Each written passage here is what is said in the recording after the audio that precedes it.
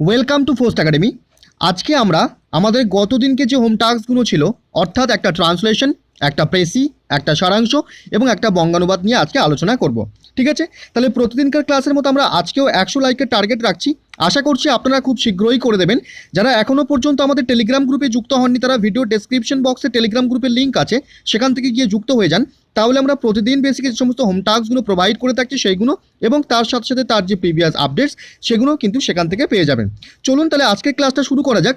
First আপনারা ভিডিওটাকে pause করে এই যে ট্রান্সলেশন প্রসেসটা আছে এটা বারংবার ভালো করে পড়ে নিন, তারপরে আমরা এগোবো। ঠিক আছে, পড়া হয়েছে, চলুন তাহলে এগোই। দেখুন কি বলা হচ্ছে, ফার্স্ট লাইনটা কি বলছে ভালো করে বুঝবেন। দেখুন এখানে কি বলছে, এখানে বলছে কোনো এক সময় দুটি ভাই ছিল। তাহলে কোনো এক সময় দুটি ভাই ছিল, এই যে বিষয়টা বলছে, তাহলে আপনাকে কিভাবে করতে হবে, যে ইন্ট্রোডাক্টরি দেয়ার দিয়েই কিন্তু সেন্টেন্সটাকে শুরু করতে হবে, যেহেতু এখানে সাবজেক্ট নেই। ঠিক আছে, এবং পাস্টেই কিন্তু বিষয়টাকে আপনাকে সিম্পল পাস্টেই কিন্তু লিখতে হবে। ঠিক আছে, আচ্ছা তারপরে দেখুন, তাদের একজন ধনী এবং অপরজন গরিব, এই বিষয়টাও কিন্তু সেমভাবেই কিন্তু আপনাকে করতে হবে, যে কি পাস্টেই কিন্তু রাখতে হবে। ঠিক আছে, দেখুন আমরা কিভাবে করছি, বিষয়টা ভালো করে ফলো করুন। কি বলা হচ্ছে দেখুন, এখানে মানে বেশিরভাগেরই ভুল হচ্ছে কি, দেখুন এই যে ডেয়ারের পরে কিন্তু ওয়্যার হবে, কারণ কি, কারণ এখানে কিন্তু টু ব্রাদার্স আছে, অর্থাৎ প্লুরাল আছে, সেই কারণে কিন্তু ওয়াজ কিন্তু লেখা যাবে না। এটা কিন্তু ম্যাক্সিমামের কিন্তু ভুল হচ্ছে, এটা কিন্তু লক্ষ্য করবেন। তাহলে কি দেখুন, কোনো এক সময় বলা হচ্ছে, তাহলে আমরা কি লিখলাম, যে ওয়ান্স আপন এ টাইম। ঠিক আছে, ওয়ান্স আপন এ টাইম ইন্ট্রোডাক্টরি দেয়ার হিসেবে শুরু করা হচ্ছে, দেয়ার ওয়্যার টু ব্রাদার্স। ঠিক আছে, বোঝা গেছে। এবার দেখুন, তাদের একজন ধনী, তার মানে কি one of them was rich, এবং অপরজন গরিব, and the other was poor. ঠিক আছে, বিষয়টা ক্লিয়ার হয়েছে। তাহলে কি বলা হলো, যে এখানে যেহেতু প্লুরাল আছে তাই কিন্তু আপনাকে কিন্তু কি করতে হবে, ওয়াজ কিন্তু লেখা যাবে না, ওয়্যার কিন্তু লিখতে হবে। ঠিক আছে, বিষয়টা ক্লিয়ার হয়েছে। তাহলে ইন্ট্রোডাক্টরি দেওয়ার দিয়ে সিম্পল পাস্টে কিন্তু বিষয়টাকে আমরা করে ফেললাম।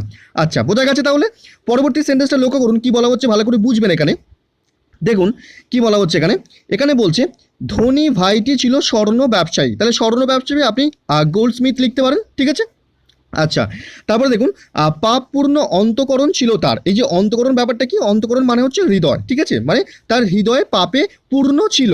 ঠিক আছে, বোঝা গেছে। তাহলে দেখুন, ধনী ভাইটি ছিল স্বর্ণ ব্যবসায়ী, সিম্পল পাস্টে বিষয়টাকে আমরা লিখবো। আচ্ছা তারপরে দেখুন, পাপপূর্ণ অন্তঃকরণ ছিল তার, এটাও কিন্তু সিম্পল পাস্টে কিন্তু আপনাকে বিষয়টাকে কিন্তু লিখতে হবে। দেখুন আমরা কিভাবে করছি, বিষয়টাকে কি করা হলো দেখুন, the rich brother was a goldsmith. ঠিক আছে, দি রিচ, দি কেন লিখছি, কারণ যেহেতু একবার বলা হয়ে গেছে আগে, তাই কিন্তু আমাকে এখানে কিন্তু ডেফিনাইট করেই কিন্তু বিষয়টাকে কিন্তু করা হলো। ঠিক আছে, তাহলে কি হলো, ধনী ভাইটি ছিল স্বর্ণ ব্যবসায়ী, the rich brother was a goldsmith. ঠিক আছে, তারপর দেখুন, পাপপূর্ণ অন্তঃকরণ ছিল তার, তার মানে তার হৃদয় পাপে পূর্ণ ছিল, তাই লেখা হলো হিজ হার্ট ওয়াজ সিনফুল। বোঝা গেছে। তাহলে হিজ হার্ট ওয়াজ সিনফুল, বা he had a sinful heart, এরকমভাবেও কিন্তু আপনি বিষয়টাকে করতে পারেন, কোনো কিন্তু অসুবিধা নেই। ঠিক আছে, বোঝা গেছে। তাহলে আচ্ছা নেক্সট সেন্টেন্সটা ফলো করবেন, কি বলা হচ্ছে এখানে ভালো করে বুঝবেন। দেখুন এখানে কি বলা হচ্ছে, এখানে বলছে আর অপর ভাইটি ছিল ধার্মিক। তাহলে আর মানে কি, আর মানে কিন্তু এবং। ঠিক আছে, তাহলে আর বলতে আমরা এখানে এবং হিসেবেই ধরবো, মানে অ্যান্ড হিসেবে সেন্টেন্সটাকে শুরু করব। অপর ভাইটি ছিল ধার্মিক, তার মানে সেই একই রকমভাবে কিন্তু সিম্পল পাস্টে বিষয়টাকে আমরা করবো, ধার্মিক ও সৎ। ঠিক আছে, আচ্ছা তারপর দেখুন, ঝাঁটা তৈরি করে জীবিকা নির্বাহের সংস্থান করে নিয়েছিল। তার মানে ঝাঁটা তৈরি করে জীবিকা নির্বাহের সংস্থান করেছিল, এই যে বিষয়টা আছে সংস্থান করে নেওয়া ব্যাপারটাকে আপনি অ্যারেঞ্জমেন্ট হিসেবে লিখতে পারেন, মানে মেড অ্যান অ্যারেঞ্জমেন্ট বা made an way of living, এরকমভাবে কিন্তু বিষয়টাকে কিন্তু করতে পারেন। ঠিক আছে, দেখুন আমরা বিষয়টাকে কীভাবে করছি ভালো করে ফলো করুন। কি বলা হচ্ছে দেখুন, এখানে বলা হলো আর, তাই লিখলাম অ্যান্ড। ঠিক আছে, অপর ভাইটি ছিল, তাহলে সাবজেক্ট কি অপর ভাই, তাহলে লেখা হলো দি আদার ব্রাদার। ঠিক আছে, দি আদার বা অ্যানাদারও লিখতে পারেন, কোনো অসুবিধা নেই। দি আদার বা অ্যানাদার ব্রাদার ওয়াজ পায়াস, মানে ধার্মিক ছিলেন। ঠিক আছে, অ্যান্ড অনেস্ট এবং সৎ ছিলেন। বোঝা গেছে। আচ্ছা তারপরে দেখুন কি বলা হচ্ছে, পরবর্তী অংশটা কি বলছে, ঝাঁটা তৈরি করে জীবিকা নির্বাহের সংস্থান করে নিয়েছিল। তাহলে কে করে নিয়েছিল, সে করে নিয়েছিল। সাবজেক্ট এখানে উজ্জ্ব আছে, তাই সাবজেক্ট হিসেবে আমরা হি নিয়ে আসলাম, এবং সে করে নিয়েছিল। তাহলে পাস্ট ইনডিফিনাইটে কিন্তু বিষয়টাকে আপনাকে করতে হবে। তাই কিভাবে করা হলো ভালো করে ফলো করুন। কি করা হলো, he made an arrangement or way. ঠিক আছে, দুটোর মধ্যে যে কোনো একটা লিখবেন, হয় অ্যারেঞ্জমেন্ট লিখবেন অথবা ওয়ে লিখবেন। ওয়ে লিখলে কিন্তু আপনাকে এখানে অ্যান দেওয়া যাবে না, এ কিন্তু দিতে হবে। ঠিক আছে, বোঝা গেছে। তাহলে he made an arrangement or way of living, মানে সে বাঁচার বা জীবিকা নির্বাহের সংস্থান করে নিয়েছিল। কিভাবে, বাই মেকিং ব্রুমস, মানে ঝাঁটা তৈরি করে। ঠিক আছে, বিষয়টা ক্লিয়ার হয়েছে। তাহলে আচ্ছা পরবর্তী সেন্টেন্সটা ফলো করুন। দেখুন কি বলা হচ্ছে এখানে, এখানে বলা হলো এই গরিব লোকটির ছিল দুটি যমজ সন্তান। তাহলে এই গরিব লোকটির ছিল, এই যে গরিব লোক যে ব্যাপারটা বলছে, আপনি দিস পুয়ার ম্যান লিখতে পারেন, কোনো অসুবিধা নেই, কিন্তু যেহেতু এখানে গরিব ব্যাপারটা বলছে আপনি কিন্তু এখানে ফেলো লিখলে কিন্তু ব্যাপারটা কিন্তু আরও ভালো হয়, ঠিক আছে। আচ্ছা, গরিব লোকটির ছিল, তাহলে কিন্তু আপনাকে সেই পাস্টেই কিন্তু লিখতে হবে ব্যাপারটাকে, যে কি this poor fellow had twin children, এরকমভাবেই কিন্তু আমরা বিষয়টাকে লিখবো, ঠিক আছে। আচ্ছা, তারপর দেখুন পরবর্তী অংশটা কি বলছে, যারা দুটি জলবিন্দুর মতোই একই রকমের দেখতে ছিল, মানে কি যারা, মানে আমরা হু হিসেবে কিন্তু এরকমভাবে লিখবো বিষয়টাকে, কি who were as much alike as one water droplet, এরকমভাবে কিন্তু আমরা বিষয়টাকে করবো। দেখুন কিভাবে বলা হচ্ছে, ভালো করে বুঝবেন। দেখুন কি বলা হলো এখানে, এই গরিব লোকটি ছিল দুটি যমজ সন্তান, তার মানে কি this poor fellow had twin children, ঠিক আছে, পাঁচটি বিষয়টাকে লিখলাম। তারপর দেখুন, যারা দুটি জলবিন্দুর মতো একই রকমের দেখতে ছিল, তাহলে যারা দেখতে ছিল তার মানে কি who were as much alike, who were as much alike, positive ডিগ্রিতে আমরা লিখছি বিষয়টাকে, তাহলে who were as much alike কিসের মতো, অ্যাজ ওয়ান ওয়াটার ড্রপলেট, মানে একই জলবিন্দুর মতোই কিন্তু তাদেরকে দেখতে ছিল। বিষয়টা ক্লিয়ার হয়েছে, তাহলে কিন্তু পজিটিভ ডিগ্রি কিন্তু আমরা এখানে ইউজ করলাম এবং বিষয়টাকে কিন্তু পাস্টেই কিন্তু লিখলাম, ঠিক আছে, ক্লিয়ার হয়েছে তাহলে। আচ্ছা, পরবর্তী সেন্টেন্সটা ফলো করবেন। দেখুন এখানে কি বলা হচ্ছে, এখানে বলা হচ্ছে বালক দুটি প্রায়ই ওই ধনী ভাইটির বাড়িতে যেত, তাহলে প্রায় যেত, প্রায় মানে অফেন আপনি ইউজ করবেন, কিন্তু এই যে যেত ব্যাপারটা বলছে মানে অভ্যাস বোঝাচ্ছে, তাহলে কিন্তু আপনাকে ইউজড টু, এই যে বিষয়টা, এগুলো কিন্তু আমরা প্রথমে যখন ট্রান্সলেশন করেছিলাম সেখানে কিন্তু ডিটেলস আলোচনা করেছিলাম, সেই যে বিষয়টা সেখানে সেইটা কিন্তু এখানে কিন্তু ইউজ করতে হবে, অর্থাৎ ইউজ টু কিন্তু আপনাকে ইউজ করতে হবে, ঠিক আছে, বুঝতে পারছেন। তাহলে বালক দুটি প্রায় ওই ধনী ভাইটির বাড়িতে যেত, এটা বোঝা গেল। তারপর দেখুন, সেখানে মধ্যে মধ্যে, এই যে মধ্যে মধ্যে ব্যাপারটা কি, মধ্যে মধ্যে মানে হচ্ছে মাঝে মাঝে, ঠিক আছে, সেখানে মধ্যে মধ্যে তারা খেতে পেত অতিরিক্ত হওয়া খাবারের টুকরো, এই যে অতিরিক্ত হওয়া খাবারের টুকরো বলছে, এক্সট্রা ফুড, এই যে ব্যাপারটা, এটা এরকমভাবে না লিখে আপনি অতিরিক্ত খাবারের টুকরো মানে এঁটো খাবারের টুকরো কিন্তু লিখতে পারেন, ঠিক আছে, বোঝা যাচ্ছে, অতিরিক্ত খাবারের টুকরো মানেই কিন্তু এঁটো হওয়া খাবারের টুকরো, ঠিক আছে, এইভাবেই কিন্তু আমরা বিষয়টাকে সেন্সটাকে ধরে কিন্তু লিখবো। দেখুন কিভাবে করা হচ্ছে, বিষয়টা ভালো করে ফলো করুন। দেখুন কি করা হলো এখানে, এখানে বলা হচ্ছে কারা যেত, সাবজেক্ট হিসেবে চুজ করুন সেই দুটো ভাই, তাহলে কি বালক দুটি, তাই না, বালক দুটি যেত, তাহলে কি দি টু বয়েস, ঠিক আছে, সাবজেক্ট চুজ হয়ে গেল। অফেন ইউজ টু গো মানে যেত, ঠিক আছে, অফেন ইউজ টু গো প্রায় যেত, ইউজড কেন বলা হচ্ছে, ইউজ টু কেন বলা হচ্ছে, প্রায় এই যে অভ্যাস বোঝাচ্ছে, যেটা আমি আগেও বললাম যে সেই অভ্যাসের কারণেই কিন্তু আমরা ইউজ টু ইউজ করলাম, ঠিক আছে, ক্লিয়ার হয়েছে। তারপর দেখুন কোথায় যেত, use to go that rich brother's house, সেই ধনী বাড়িতে যেত, ঠিক আছে। এবার দেখুন, সেখানে মধ্যে মধ্যে তারা খেতে, এই যে মধ্যে মধ্যে মানে হচ্ছে মাঝে মাঝে, মানে অকেশনালি লেখা হয়েছে, ঠিক আছে। দেখুন where they would occasionally get, মানে সেখানে তারা মাঝে মাঝে পেত, কি পেত, স্পেয়ার ক্রাবস, স্পেয়ার বলতে আপনি টুকরো, ঠিক আছে, স্ক্র্যাপস মানে এখানে আপনি এঁটো খাবার বলতে পারেন, স্পেয়ার ক্রাবস অফ ফুড টু ইট, মানে এঁটো খাবারের টুকরো কিন্তু তারা খেতে পেত, ঠিক আছে, বিষয়টা ক্লিয়ার হচ্ছে।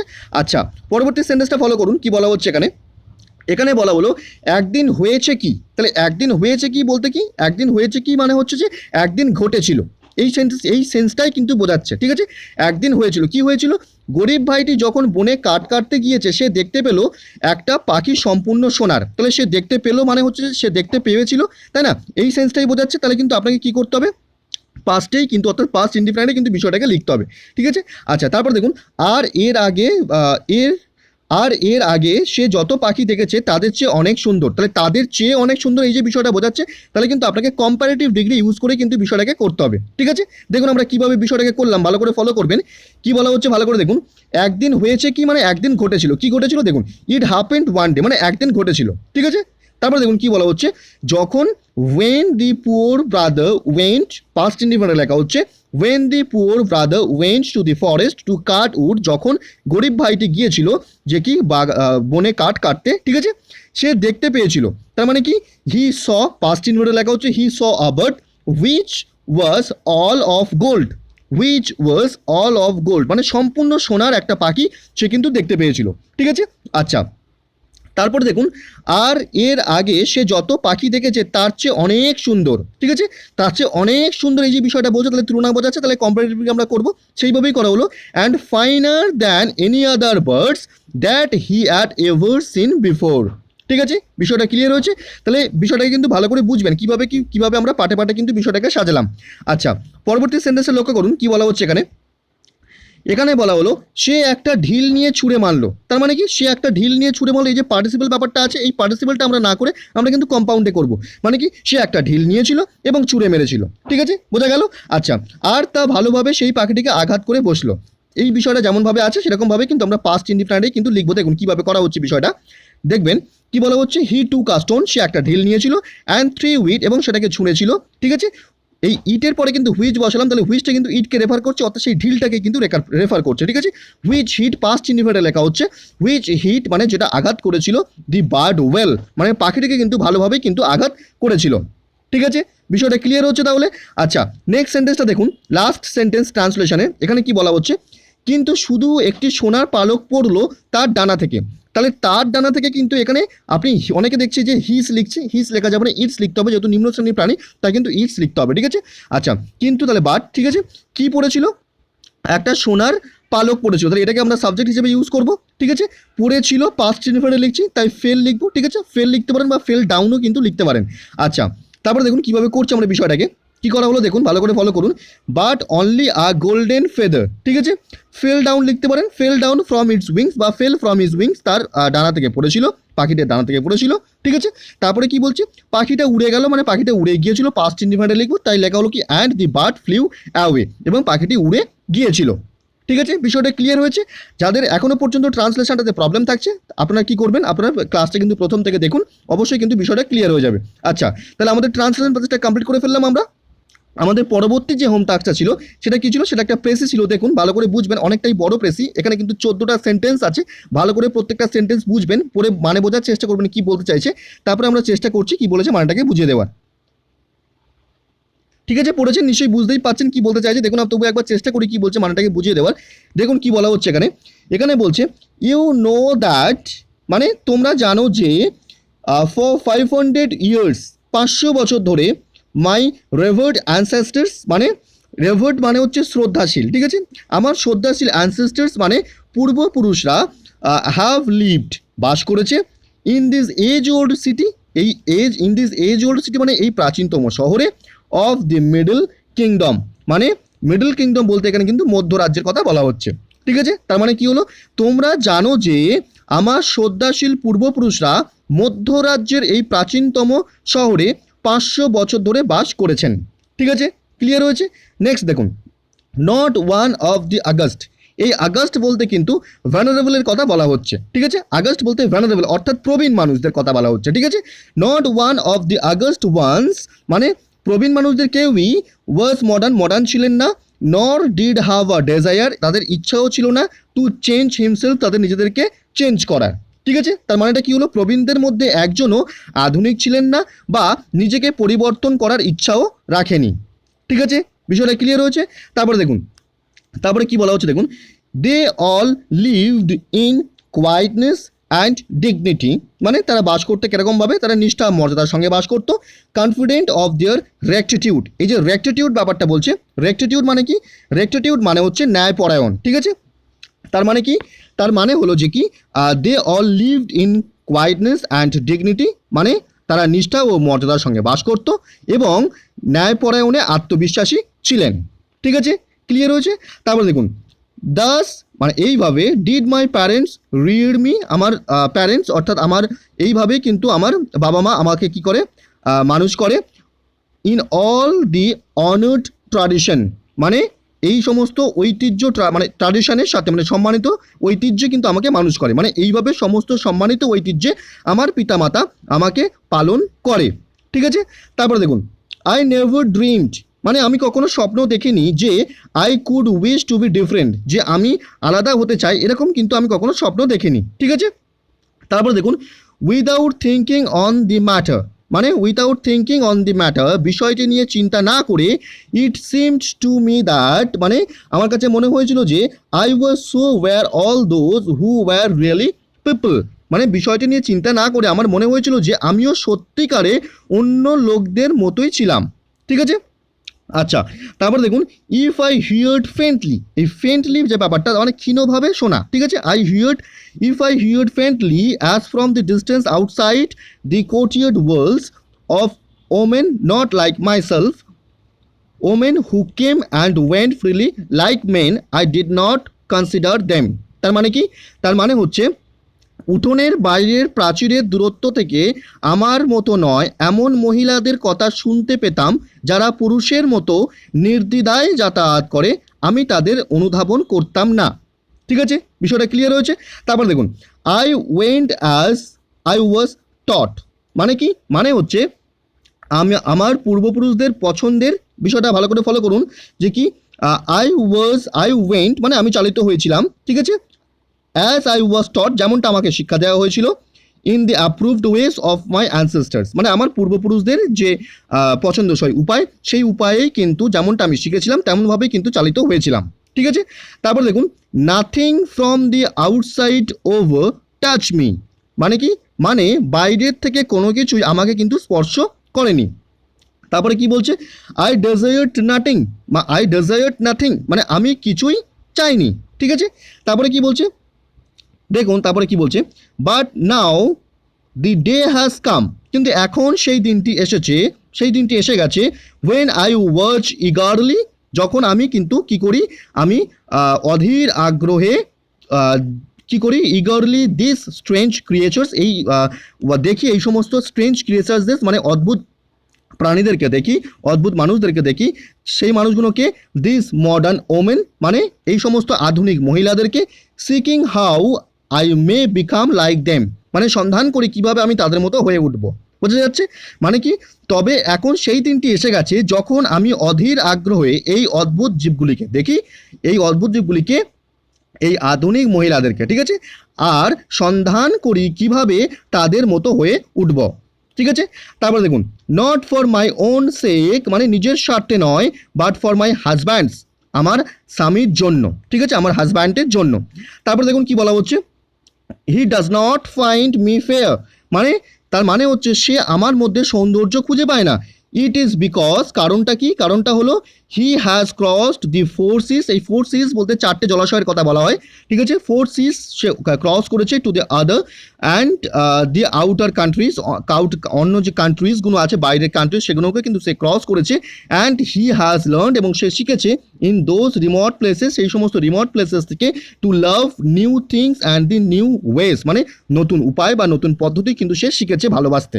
ঠিক আছে, তার মানে এটা কি বললো, যে কারণ তিনি চারটি সমুদ্র ও বাইরের দেশগুলি অতিক্রম করেছেন এবং সেই সমস্ত দূরবর্তী জায়গায় তিনি শিখেছেন নতুন জিনিসকে নতুনভাবে ভালোবাসতে। ঠিক আছে, বুঝতে পারছেন? তাহলে বিষয়টা যখন আপনি ভালো করে পড়েছেন তখন চেষ্টা করুন কি বলেছে মানেটাকে একটু বোঝার।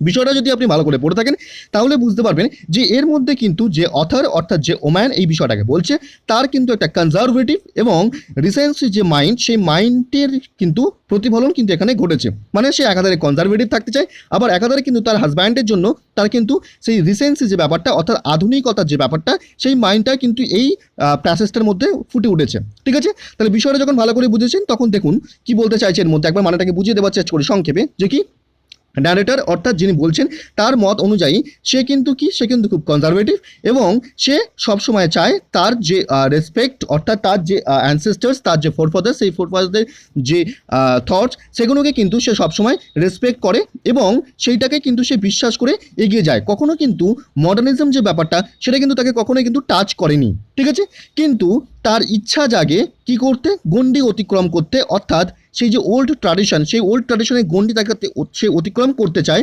কেন? কারণ সেই ট্র্যাডিশনটাকে, সেই যে ওল্ড ট্র্যাডিশন সেটাকে অতিক্রম করে সে মডার্ন হতে চায়, কারণ তার বিউটি, তার সৌন্দর্যটাকে তার হাজব্যান্ডের সামনে তুলে ধরতে। ঠিক আছে, এই বিষয়টাই বলতে চাইছে, তাই না? তাহলে বিষয়টা যখন ভালো করে বুঝেছেন তখন দেখুন চেষ্টা করুন একটা সুইটেবল টাইটেল দেওয়ার। দেখুন আমরা টাইটেলটাকে কীভাবে দিচ্ছি ভালো করে ফলো করবেন। কি দেওয়া হলো? The conservative and reticent mind of a lady.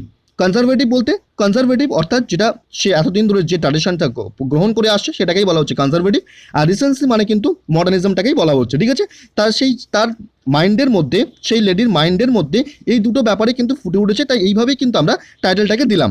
ঠিক আছে, বোঝা গেছে? আচ্ছা, তারপরে দেখুন আনসারটাকে আমরা কীভাবে লিখছি ভালো করে ফলো করবেন। দেখুন কি বলা হচ্ছে এখানে বলা হলো অ্যাকর্ডিং টু দি ন্যারেটর মানে ন্যারেটারের মতে, সি হারসেলফ, যেহেতু ন্যারেটার এখানে ওমেন তাই লিখলাম সি, তাহলে she herself was very conservative, সে কিন্তু নিজে খুব কনজারভেটিভ ছিল, অ্যান্ড অলওয়েজ রেসপেক্টেড, সর্বদা কিন্তু রেসপেক্ট করতো কোন বিষয়টাকে, দি থটস থটস, কিসের thoughts? Of our forefathers, তার ফোর ফাদার্সদের যে চিন্তাভাবনা সেটাকে কিন্তু সে সর্বদা রেসপেক্ট করতো, ঠিক আছে। ইভেন দি আউটার মডার্নিজম, বাইরের যে আধুনিকতা সেইটা কুড নট টাচ আর, সেটা কিন্তু সেই বাইরের আধুনিকতা কিন্তু তাকে কখনো টাচ করতে পারেনি। বাট কিন্তু সে ডেজায়ার টু ট্রান্সেন্ড, কিন্তু সে ডেজায়ার করেছিল, সে ইচ্ছাবোধ করেছিল কি করতে? টু ট্রান্সেন্ড মানে অতিক্রম করতে, গণ্ডি পেরোতে, কিসের? দি বাউন্ডারিজ অফ ওল্ড ট্র্যাডিশন, পুরাতন যে ঐতিহ্য সেই গণ্ডিটাকে সে পেরোতে চেয়েছিল। অ্যান্ড বিকাম মডার্ন, এবং মডার্ন হতে চেয়েছিল। টু শো হার বিউটি, তার বিউটিটিকে শো করতে, প্রকাশ করতে, তুলে ধরতে। Before her beloved husbands of modernity, তার সে আধুনিক যে স্বামী, হাজব্যান্ড, তার সামনে কিন্তু তুলে ধরতে চেয়েছিল, ঠিক আছে। বিষয়টা বোঝা গেছে তাহলে? তাহলে আপনাদের যাদের এখনও পর্যন্ত প্রবলেম থেকে যাচ্ছে তারা বিষয়টাই কিন্তু বারংবার ভালো করে পড়বেন, এবং পড়ার পর যে ব্রেন ম্যাপটা তৈরি হবে সেই ব্রেন ম্যাপ অনুযায়ী কিন্তু ফার্স্ট একটা সুইটেবল টাইটেল দেবেন, এবং তারপরে যে বিষয়টা আপনি বুঝেছেন সেই বিষয়টাকে কিন্তু নিজের ভাষায় 1/3 করে কিন্তু লিখবেন, ঠিক আছে। ক্লিয়ার হয়েছে? তাহলে এইভাবে আমরা আমাদের যে প্রেসি প্রসেসটা ছিল সেটা আমরা কমপ্লিট করে ফেললাম।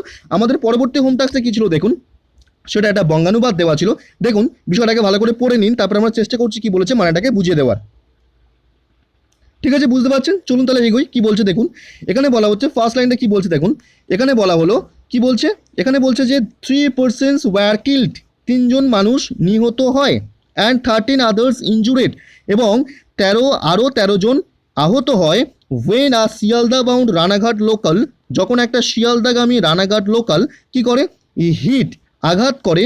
আর স্টেশনারি মানে দাঁড়িয়ে থাকা, ইলেকট্রিক ইঞ্জিন, একটা ইলেকট্রিক ইঞ্জিনকে, অ্যাট নৈহাটিতে 34 কিমি ফ্রম শিয়ালদা, মানে শিয়ালদা থেকে 34 কিমি দূরে। On the eastern railway Sealdah Ranaghat section, মানে ইস্টার্ন পূর্ব যে রেলওয়ে শিয়ালদা রানাঘাট সেকশন বিভাগ, সেই বিভাগের শিয়ালদা থেকে 34 কিমি দূরে কিন্তু আঘাত করে। কখন? অ্যাট 11:26 PM ইয়েস্টারডে, মানে গতকাল রাত্রে 11:26 ঠিক আছে। বিষয়টা ক্লিয়ার হয়েছে? তাহলে কিন্তু বিষয়টাকে এইভাবে লিখলে হবে না, আপনাকে কিন্তু গুছিয়ে সাজিয়ে লিখতে হবে, ঠিক আছে। দেখুন আমরা কিভাবে গুছিয়ে সাজিয়ে লিখছি, বিষয়টাকে ভালো করে ফলো করবেন। কি বলা হলো এখানে? বলা হলো গতকাল রাত্রেই 11:26 3 জন নিহত ও 13 জন আহত হয়েছেন, যখন পূর্ব রেলের শিয়ালদা রানাঘাট বিভাগে শিয়ালদাগামী একটি রানাঘাট লোকাল ট্রেন শিয়ালদা থেকে 34 কিমি দূরে নৈহাটিতে দাঁড়িয়ে থাকা একটি ইলেকট্রিক ইঞ্জিনের সঙ্গে ধাক্কা মারে, ঠিক আছে। তাহলে কিন্তু বিষয়টাই কিন্তু সাজিয়ে গুছিয়ে কিন্তু লিখতে হবে, ঠিক আছে। বিষয়টা বোঝা যাচ্ছে? তাহলে কীভাবে আমরা করলাম। আচ্ছা, নেক্সট সেন্টেন্সটা ফলো করবেন। দেখুন কি বলা হচ্ছে এখানে। এখানে বলা হলো দি অ্যাক্সিডেন্ট অকার্ড, মানে দুর্ঘটনাটি ঘটেছিল। When the train was approaching Naihati station, মানে ট্রেনটি যখন নৈহাটি স্টেশনে পৌঁছাচ্ছিল সেই সময় কিন্তু দুর্ঘটনাটি ঘটেছিল। দেখুন কি বলা হলো এখানে, বিষয়টা ভালো করে ফলো করুন। ট্রেনটি নৈহাটি স্টেশনে পৌঁছানোর সময় এই দুর্ঘটনাটি ঘটে। ক্লিয়ার হয়েছে তাহলে? আচ্ছা, নেক্সট সেন্টেন্স দেখুন কি বলা হচ্ছে। এখানে বলা হচ্ছে 2 assistant station masters of Naihati station were suspended, মানে কি? মানে হচ্ছে অ্যাসিস্ট্যান্ট অর্থাৎ সহযোগী বা সহকারী স্টেশন মাস্টারকে, দুজন স্টেশন মাস্টারকে কি করা হয়েছে? ওয়্যার সাসপেন্ডেড মানে সাময়িকভাবে বরখাস্ত করা হয়েছে। ফলোয়িং দি অ্যাক্সিডেন্ট মানে অ্যাক্সিডেন্টটা বা দুর্ঘটনাটি ঘটার পরে, ঠিক আছে। দেখুন কীভাবে লেখা হলো বিষয়টা। এখানে বলা হলো দুর্ঘটনাটির পরে নৈহাটি স্টেশনের 2 সহকারী স্টেশন মাস্টারকে সাময়িকভাবে বরখাস্ত করা হয়েছে, ঠিক আছে। বিষয়টা ক্লিয়ার হয়েছে? নেক্সট সেন্টেন্স দেখুন কি বলা হচ্ছে এখানে। এখানে বলা হলো one of the dead bodies, মানে ডেড বডিজগুলোর মধ্যে যে লাশ, সেই লাশের মধ্যে একটিকে ওয়াজ আইডেন্টিফাইড, সেটিকে চিহ্নিত করা হয়েছে to be the motorman of the local ট্রেনের মোটরম্যান হিসেবে, ঠিক আছে। And the other 2 were still unidentified, অন্য দুটো বডি কিন্তু এখনো পর্যন্ত অজানাই রয়ে গেছে। দেখুন কি বলা হয়েছে এখানে বিষয়টা। এখানে বলা হলো কি দেখুন, নিহতের একজন লোকাল ট্রেনের মোটরম্যান হিসেবে চিহ্নিত হয়েছেন এবং অন্য দুজন এখনও অজানা, ঠিক আছে। ক্লিয়ার হয়েছে? লাস্ট সেন্টেন্স দেখুন বঙ্গানুবাদের কি বলা হচ্ছে এখানে।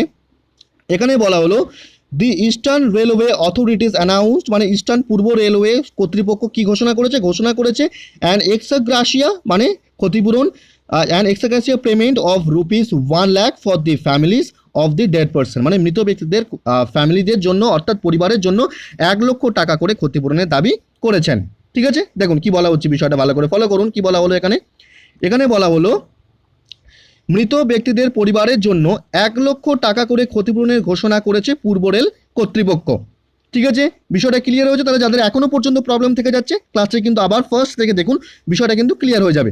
আচ্ছা, তাহলে এইভাবে আমরা আমাদের বঙ্গানুবাদ পাঁচটা কিন্তু কমপ্লিট করে ফেললাম। আমাদের পরবর্তী যে হোম টাস্কটা ছিল সেটা কি ছিল দেখুন। দেখুন, একটা সারাংশ লিখতে দেওয়া ছিল, বিষয়টাকে ভালো করে পড়ুন, বাংলায় লেখা আছে, সুতরাং এখানে পড়ে আর মানে বোঝানোর কোনো দরকার পড়বে না, আমরা বিষয়টাকে বুঝুন, তারপরে আমরা চেষ্টা করছি কি বলেছে মানেটাকে বুঝিয়ে দেওয়ার। ঠিক আছে, পড়েছেন নিশ্চয়ই, বুঝতেই পারছেন বিষয়টা কি বলতে চাইছে। দেখুন, এখানে বলতে চাইছে কি, এখানে বলতে চাইছে স্বদেশ যে বিষয়টা, অর্থাৎ প্রত্যেকটা জীবের কিন্তু একটা নির্দিষ্ট দেশ আছে, এবং সেই দেশটাকে যদি কেউ আঘাত নিয়ে আসে সেই দেশের প্রতি, তাহলে কিন্তু সে সেই নিজের দেশকে বাঁচাতে প্রতিঘাত করতেও কিন্তু সে কখনো দুবার ভাবে না, সে কিন্তু পিছপা হয় না। কারণ কি? কারণ সে তার নিজের দেশকে, অর্থাৎ নিজস্ব বাসভূমিকে, সেই নিজস্ব বাসভূমিকে তার সুইটেবল করার জন্য, তার বাসভূমিতে পরিণত করার জন্য সে কি করেছে, তার নিজস্ব মানসিক, তার নিজস্ব শারীরিক চেষ্টা, তার জ্ঞান, প্রেম এবং তার সেই কর্মের মাধ্যমে সে কিন্তু তার নিজের দেশকে কিন্তু সার্ভ করে এসেছে। সে কিন্তু কখনো সংকোচ বোধ করেনি তার নিজের দেশকে, অর্থাৎ স্বদেশে পরিণত করতে নিজের দেশকে। ঠিক আছে, অর্থাৎ তার নিজের কাজের মধ্যেই কিন্তু তার স্বদেশ প্রেমের পরিচয়টাকে কিন্তু পাওয়া যায়, নিজের কাজের মধ্যেই, অর্থাৎ নিজের যে দেশ সেই নিজের দেশের প্রতি কিন্তু তার সেই কর্মের মধ্যেই কিন্তু তার দেশপ্রীতি বিষয়টা কিন্তু ফুটে ওঠে, তার ভাষণে কিন্তু কখনোই ফুটে ওঠে না। এই বিষয়টাই বলতে চাইছে, তাই না? তাহলে বিষয়টা যখন আপনারা ভালো করে পড়েছেন, বারংবার পড়ুন, পড়ার পরে দেখুন এই বিষয়টাই কিন্তু বলতে চাইছে। আচ্ছা, তারপরে দেখুন আমরা একটা সুইটেবল টাইটেল দিতে হবে, আমরা কীভাবে টাইটেলটাকে দিচ্ছি ভালো করে ফলো করবেন। দেখুন কীভাবে করা হলো বিষয়টাকে। এখানে বলা হলো কি, স্বদেশী কর্মকাণ্ডে স্বদেশ প্রীতির পরিচয়। কেন দেওয়া হলো এরকম? কারণ নিজের দেশের জন্য, অর্থাৎ স্বদেশের জন্য সে তার যে কর্ম করে থাকে সেই কর্মের মধ্যেই কিন্তু তার স্বদেশের প্রতি ভালোবাসার কিন্তু পরিচয় পাওয়া যায়, তার ভাষণে কিন্তু পরিচয়টা উঠে আসে না। বোঝা গেল? সেই কারণেই কিন্তু আমরা এইরকমভাবে কিন্তু টাইটেলটাকে দিলাম। ঠিক আছে, বুঝতে পারছেন? আচ্ছা, তারপরে দেখুন আমরা বিষয়টাকে কীভাবে লিখছি, আনসারটাকে ভালো করে ফলো করবেন। কি বলা হচ্ছে এখানে দেখুন, কি বলা হচ্ছে, প্রত্যেকটি জীবের নিজস্ব দেশ আছে এবং সেখানে আঘাত আনলে প্রতিঘাত করতে কেউ পিছপা হয় না, কারণ সেই দেশটিকে নিজস্ব বাসভূমিতে পরিণত করতে সে নিজস্ব মানসিক ও শারীরিক চেষ্টা, জ্ঞান, প্রেম ও কর্ম নিবেদন করতে কখনো সংকোচবোধ করে না। ঠিক আছে, অর্থাৎ স্বদেশ প্রেমের পরিচয় তার কর্মে প্রতিফলিত হয়, ভাষণে কিন্তু নয়। ঠিক আছে, বিষয়টা ক্লিয়ার হয়েছে? আচ্ছা, তাহলে যাদের এখনও পর্যন্ত এই বিষয়টাতে প্রবলেম থেকে যাচ্ছে, অর্থাৎ সারাংশ প্রবলেম থেকে যাচ্ছে, আপনারা কি করবেন, প্রেসিজ যেরকমভাবে করছেন ঠিক একই রকমভাবেই কিন্তু বারংবার সারাংশটাকেও কিন্তু বারংবার পড়বেন। পড়ার পরে যে বিষয়টা আপনার ব্রেন ম্যাপ তৈরি হচ্ছে, সেই ব্রেন ম্যাপ অনুযায়ী কিন্তু ফার্স্ট একটা সুইটেবল টাইটেল দেবেন। অবশ্যই কিন্তু টাইটেলটা সুইটেবল হওয়া চাই, সেই সুইটেবল টাইটেল দিলেন, তারপরেই কিন্তু যে বিষয়টা আপনি বুঝেছেন সেটাকেই কিন্তু 1/3 করে কিন্তু লেখার চেষ্টা করবেন। আচ্ছা, এই যে বিষয়টা দেখছেন আপনারা, এই যে সারাংশটা, এটা কিন্তু আমরা আমাদের 50 নম্বর যে ক্লাস, সেই 50 নম্বর ক্লাসেও কিন্তু আমরা করিয়েছি, সেখান থেকেও কিন্তু দেখে নিতে পারেন। তাহলে আজকে আমরা এই যে ক্লাসটা এখানেই কমপ্লিট করলাম, আমাদের সমস্ত টাস্কগুলোকে এখানেই কিন্তু কমপ্লিট করে ফেললাম। আপনাদের যদি এখনও পর্যন্ত প্রবলেম থেকে থাকে তাহলে ক্লাসটা কিন্তু আবার দেখুন, অবশ্যই কিন্তু বিষয়টা ক্লিয়ার হয়ে যাবে। তাহলে আমরা আমাদের এই যে টাস্কটা, এই যে ক্লাসটা এখানেই কমপ্লিট করে ফেললাম, পরবর্তী ক্লাসে দেখা হচ্ছে। ধন্যবাদ।